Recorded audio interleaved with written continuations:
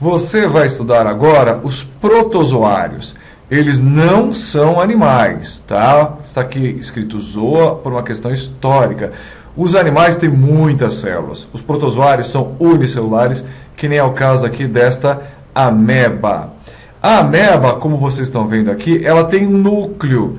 Veja, se ela tem núcleo, ela é eucarionte ou eucarioto, tanto faz. Os protozoários têm núcleo, bactérias não têm núcleo. Protozoários não têm parede celular. Tá vendo só? Então, por isso que eles conseguem ter esse movimento aqui, como é o caso da ameba. Você, se estivesse estudando hoje uma bactéria, que também é unicelular, não encontraria nem núcleo, mas encontraria o quê? Parede celular, que a maioria das bactérias tem. Os protozoários não têm. Outra coisa, os protozoários, em geral, eles têm o quê? Estruturas de locomoção, como é o caso aqui deste flagelo. Já este outro ser aqui, ele tem cílios. Os cílios são mais numerosos e são menores. Aqui você tem o quê? A ameba. E a ameba tem o quê? O pseudópode, o falso pé, que são projeções citoplasmáticas para se locomover. Onde eles vivem? Basicamente em meios aquáticos, tá? Esse é o plasmódio. O plasmódio, ele não tem uma estrutura de locomoção nessa sua fase adulta. Ele tem uma estrutura aqui que é justamente para secretar enzimas e poder depois invadir o quê? O glóbulo vermelho.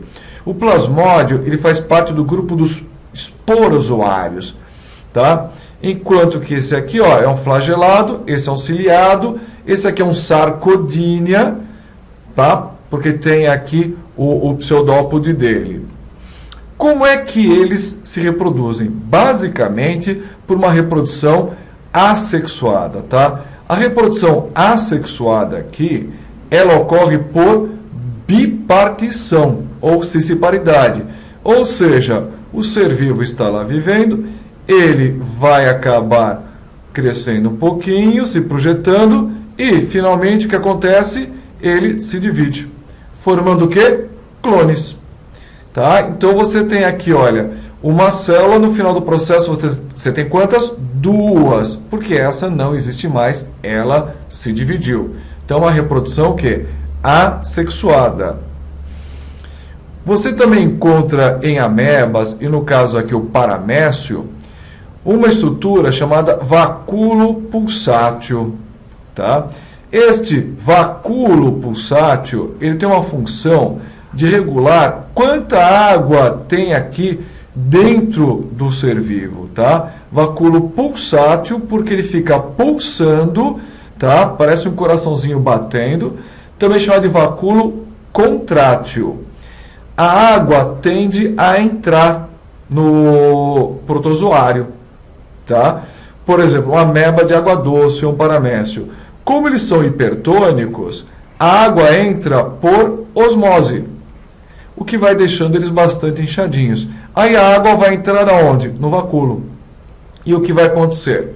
Não somente a água, mas, por exemplo, também a amônia, que é um resíduo, uma excreta que tem que ser eliminado, tá? Porque é muito tóxico, muda o pH, pode matar o ser vivo.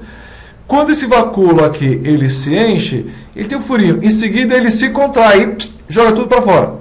Então, para fora você terá aqui a água e a amônia. Portanto, o vacúolo pulsátil tem a função de quê?